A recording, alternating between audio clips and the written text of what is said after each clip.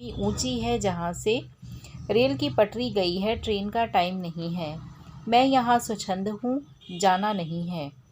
आगे का भी कह रहा है कि उसी तालाब में तुरंत एक काले माथे वाली चतुर चिड़िया, जिसके सफ़ेद रंग के पंख हैं, फौरन झपट्टा मारकर भरे जल के हृदय पर अर्थात पानी के तल पर टूट पड़ती है। जैसे ही वो चिड़िया देखती है कि पानी की सतह पर एक चंचल सी मछली आई है, उजली चटुल मछली, तो वो अचानक से उस पर हमला कर देती है और चोंच पीली में दबाकर और अपनी पीली चोंच में दबाकर उस मछली को दूर आसमान में उड़ जाती है और आसमान में उड़ते उड़ते ही वो उस मछली को निगल भी जाती है।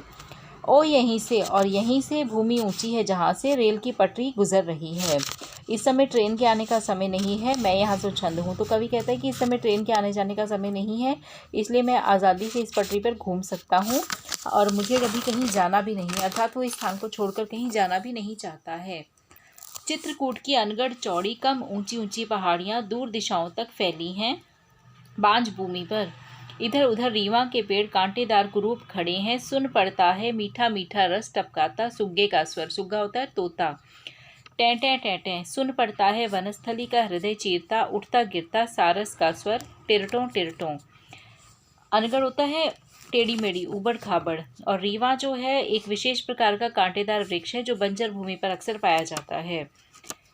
तो कवि कहता है कि चित्रकूट की प्राकृतिक छटा जो है वो अद्भुत है। हालांकि यहाँ कम ऊंची पहाड़ियाँ हैं, लेकिन बिल्कुल ऊबड़ खाबड़ हैं, ऊंची नीची हैं और दूर दूर तक फैली हुई हैं। बांझ भूमि पर इस क्षेत्र की ज़मीन जो है वो उपजाऊ नहीं है, बंजर है, और इस ज़मीन पर कोई घास, हरियाली या छायादार पेड़ नहीं है।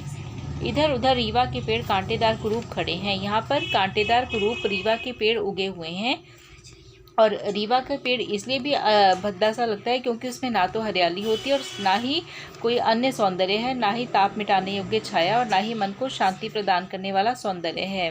तो इसीलिए कवि कहता है कि कांटेदार कुरूप रीवा के पेड़ जो है यहाँ पर खड़े हैं। और ऐसे ही समय में सुनाई पड़ता है मीठा मीठा रस टपकाता सुग्गे का स्वर। और तभी वो कहता है कि इस तालाब के एक किनारे पर तोते का रस टपकाता हुआ मीठा मीठा स्वर टें टें सुनाई पड़ता है। ये ऐसा स्वर है कि जो बड़ा ही मधुर लगता है। और दूसरी ओर जंगल के हृदय को वेधता हुआ सारस पक्षी का भी स्वर जो है वो सुनाई पड़ता है। सारस के जोड़े की टिरटों टिरटों की ध्वनि सारे जंगल में दूर दूर तक गूंज रही है। सारस का स्वर कभी तीव्र होता है और कभी मंद होता है।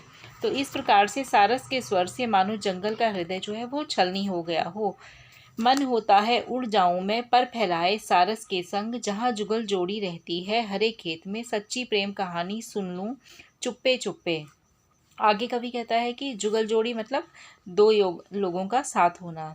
तो यहाँ पर प्राकृतिक वातावरण और आसपास के माहौल का वर्णन कवि कर रहा है। वो कह रहा है कि सारस पक्षी की आवाज़ सुनकर मेरा मन विभोर हो उठता है, और उस समय मेरा मन करता है कि मैं भी पर फैलाए सारस के संग, मैं भी पंख फैलाकर सारस पक्षी के साथ ही आसमान में उड़ जाऊं और वहां चला जाऊं जहां लहलहाते हरे खेतों के बीच ये युगल जोड़ी रहती है, और जाकर के चुपचाप उनकी सच्ची प्रेम कहानी को सुन लूं।